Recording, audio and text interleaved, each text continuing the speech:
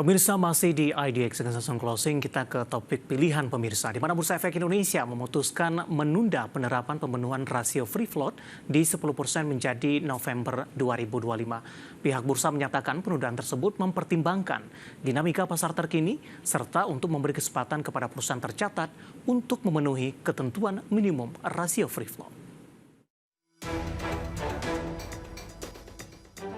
Bursa Efek Indonesia memutuskan untuk memperpanjang waktu pemenuhan rasio free float oleh perusahaan yang melantai di bursa saham. Aturan free float sendiri mengacu pada ketentuan yang mengatur jumlah saham yang beredar di pasar reguler. Aturan ini bertujuan untuk memperhitungkan saham yang benar-benar ditawarkan kepada publik dan bukan saham yang dimiliki oleh pengendali dan afiliasi perusahaan. Dilansir dari pengumuman dalam keterbukaan informasi, Bursa Efek Indonesia memutuskan untuk memperpanjang waktu pemenuhan minimum rasio free float sebesar 10% untuk evaluasi konstituen indeks IDX 30, LQ 45, dan IDX 80. Awalnya pemenuhan ini akan berlaku pada evaluasi indeks Oktober 2024. Sementara aturan itu akan berlaku efektif pada hari bursa pertama November 2024.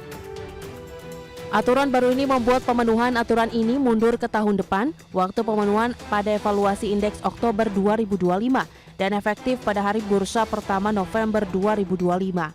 Penyesuaian aturan baru ini dilakukan dengan merujuk pengumuman Bursa Efek Indonesia perihal penyesuaian kriteria evaluasi indeks IDX 30, LQ 45, dan IDX 80. Penyesuaian ini mempertimbangkan dinamika pasar terkini serta memberi kesempatan kepada perusahaan tercatat untuk memenuhi ketentuan minimum rasio free float. Sebelumnya, rasio free float yang harus dipenuhi oleh emiten yang melantai bursa saham adalah 7,5%. Adapun rencana perubahan ini bertujuan untuk memperhitungkan hanya saham yang benar-benar ditawarkan kepada publik dan bukan saham yang dimiliki oleh pengendali dan afiliasi perusahaan. Nantinya akan ada dua peraturan Bursa Efek Indonesia yang direvisi. Pertama, peraturan tentang pencatatan saham dan efek bersifat ekuitas selain saham yang diterbitkan oleh perusahaan tercatat. Kedua, peraturan menyangkut ketentuan khusus pencatatan saham dan efek bersifat ekuitas selain saham yang diterbitkan oleh perusahaan tercatat di papan akselerasi. Berbagai sumber IDX Channel.